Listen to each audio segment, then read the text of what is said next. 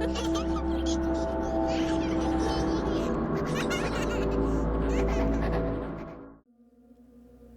thought I was going to die while I was babysitting. When I turned 11, I started babysitting my nieces and nephews because I was finally old enough. I had been babysitting for about 4 years when this happened. I was about 15 at the time, and my sister worked early mornings, so she had asked me to stay the night to babysit for her. I wasn't allowed to have a phone, so my mom would let me take hers just in case. I babysat 2 boys. Derek was about 8, and Mikey was about 4. My sister lived in a not so great part of town, so I'd always keep the doors locked up tight. Plus, I liked to listen to scary stories, and I was super into true crime, so I was a pretty paranoid kid. There was a large apartment complex next to my sister's house, and it had some rather sketchy people there, but they had a nice playground and a basketball court right outside the house, so we went to play there a lot. On this particular day though, I had just woken up and I was making French toast for my 2 nephews. I was listening to music with my earbuds because they were still sleeping, but I knew they'd be up soon. You know when you have music in your ears, how sometimes it sounds like someone is calling out to you, or you think you hear something? Well, I kept hearing noises, and I kept pulling my earbuds out to listen, but the noises would always stop. I did that about a dozen times before eventually chalking it up to my imagination. About the time I was finishing up breakfast, my nephews came out of the room and into the kitchen ready to eat. I sat my younger nephew in his booster chair and started cutting the French toast into smaller pieces for him, while my older nephew was sitting at the table with a plate. We turned on the radio and started playing some kids' music while eating. I thought I was hearing noises again, but I kind of tuned them out. We finished eating, and I put the dishes in the sink and got the kids dressed. They were begging to go to the playground, so I gave in and said sure. As I was getting dressed, I heard a loud crack. I jumped and ran out of the room pretty freaked out, and I went to check on the boys. Derek came out of his room holding Mikey in his arms. I looked at Derek and said, "Did you break something?" He shook his head and looked absolutely petrified. I told the boys to stay in the hallway since there were no windows, and I wasn't really sure what was going on. I started to walk around the house to see if something had fallen, but nothing looked out of place. I then saw a shadow peeking in through the front door. The door had an oval glass pane, but it was difficult to see through unless you have your hands cupping your face while pressed against the window. I couldn't see their face, but it was a man dressed in all black with black gloves on. I was standing to the side so he couldn't see me. He looked around for a minute or two until he ran around the house again. I quietly ran back into the hallway and shoved my nephews into the bathroom and whispered, "Lock the door behind you." He was panicked and confused, but I didn't have a phone with me, so I had to go back into the kitchen to get it. Derek closed and locked the door, and I ran back out to grab my mom's phone. I heard glass cracking again, and I started to lose my shit. I started crying and shaking, and I called my sister. I told her that someone was trying to break into the house. She freaked out and told me I needed to call the cops. I told her I was scared and didn't want to hang up, but eventually I did and called the police. Still in the kitchen, I saw another man run across the backyard. I was sobbing and shaking, and the police weren't being quick enough. After asking my address and the necessary questions, the dispatcher told me to stay on the line and they were sending someone out. It felt like it took forever, but finally, a cop car drove around the neighborhood and said we were fine. I told him that there were 2 men outside trying to get in, so they got out of their cars and looked around our house. While searching outside, they saw one of the windows were shattered and another was cracked. They were definitely trying to get in, but I don't know what they were planning on doing. There was a bed frame blocking the broken windows. I think if it wasn't there, I probably would not be able to tell the story. They never caught the men that were trying to get in, but I hope I'm never in a situation like that again. An encounter that unsettles me to this day.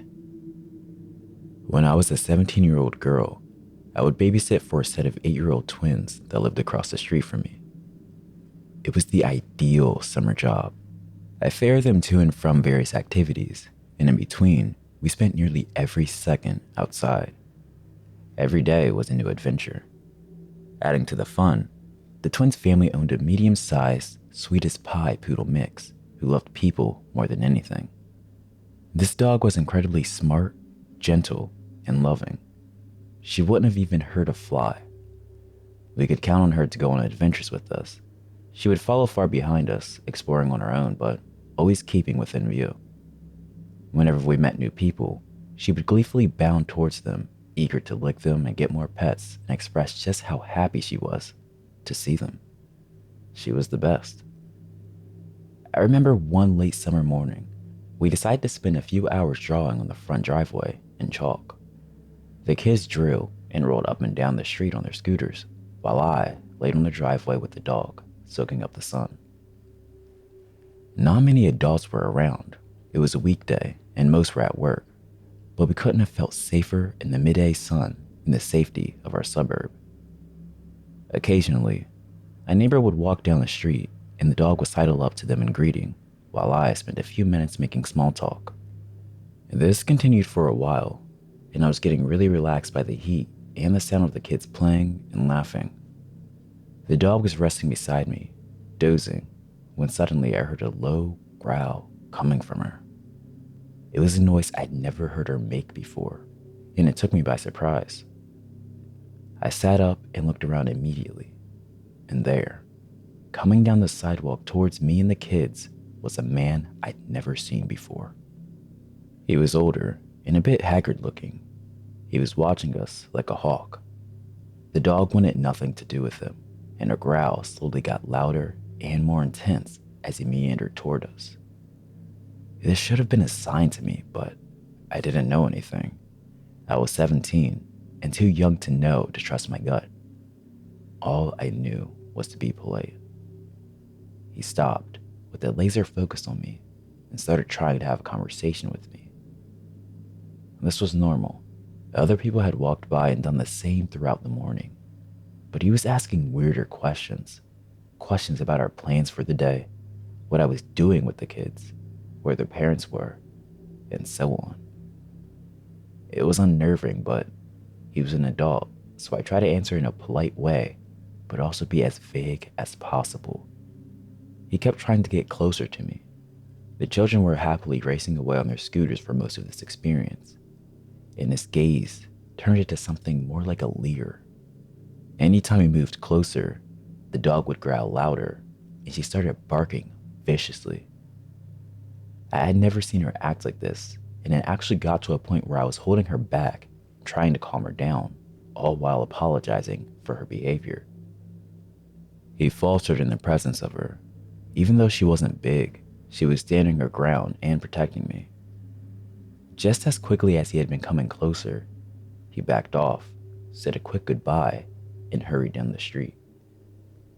I never saw him again, and in the many years I babysat for that family, I never saw their dog behave that way again either. I have always wondered if she sensed some threat from him that I wasn't able to pick up on.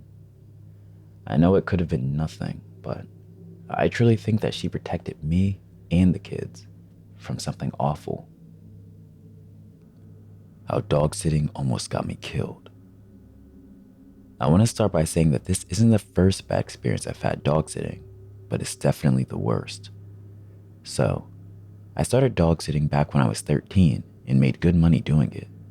I'm currently 19, and this happened last year.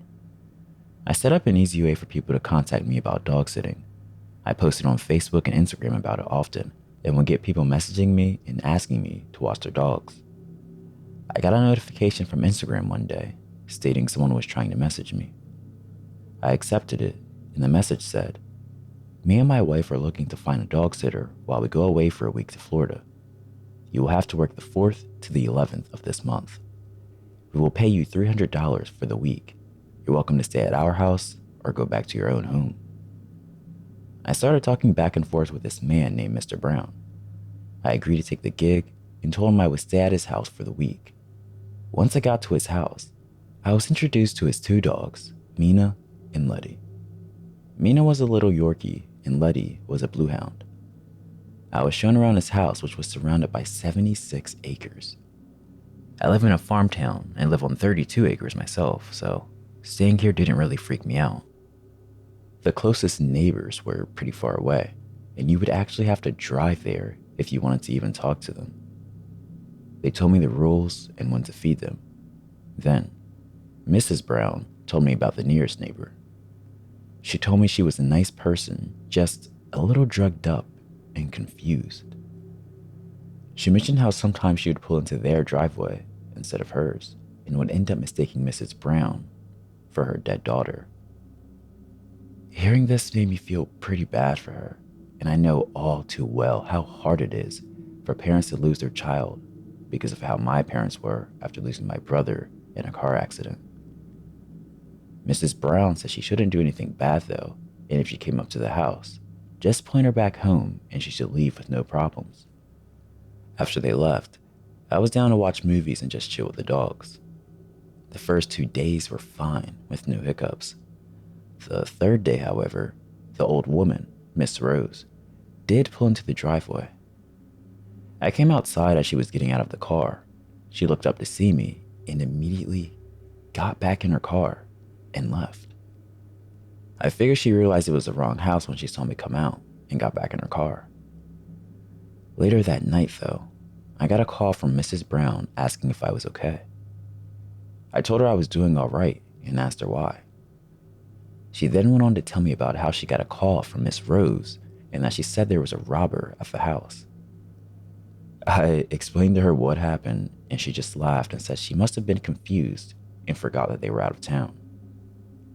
I ended the phone call, making a note to go over there tomorrow to clear the air about me being a robber. Once I went to bed that night, though, things got crazy.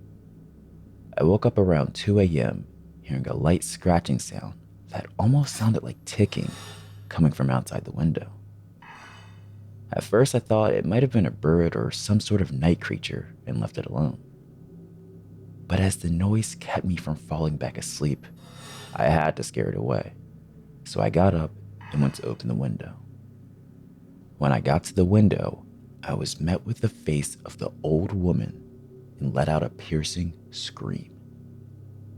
Miss Rose was trying to pry the window open with a pair of pliers.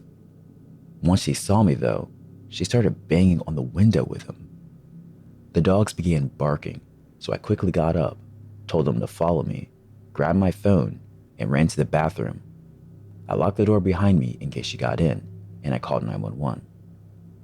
I explained the situation to them, and I quickly gave them the address from what I could remember. They told me that police would be there in 10 minutes. I had gotten the dogs to be quiet, so I put them in the closet connected to the bathroom to make sure she didn't hear them. I was trying to stay calm, and I could still hear the pounding on the window. As I continued to talk to the dispatcher, I heard glass shatter. I cursed under my breath, trying not to cry. I was terrified by the thought of being beaten to death by someone who was clearly not in the right state of mind. I was whispering what was happening to the dispatcher as I was hiding in the tub. After about 4 minutes of silence, I heard footsteps and I could see feet under the other side of the door. I then see Miss Rose get on her hands, looking under the crack, and I let out a gasp. She gets up, quickly pounding at the door, and I can tell she's still using the pliers. I start crying and ask the dispatcher where the police are, to which she responds that they're 3 minutes away. Those 3 minutes felt like forever. I screamed at Miss Rose to please go away, and she screamed back that I shouldn't be here. Once I heard the sound of police cars, and about a minute later, them trying to kick the door down, I felt a little better. I was told to stay on the line till the intruder was caught. Eventually, they got into the house and I yelled to get their attention. Not that they really needed it anyway, as she was still banging on the door. Once they got into the room, She was told to drop her weapon and she obeyed, saying she didn't do anything wrong. They got her in cuffs, and a police officer told me it was okay to unlock the door. After being taken to the police station and given them my story for the report, I went back home.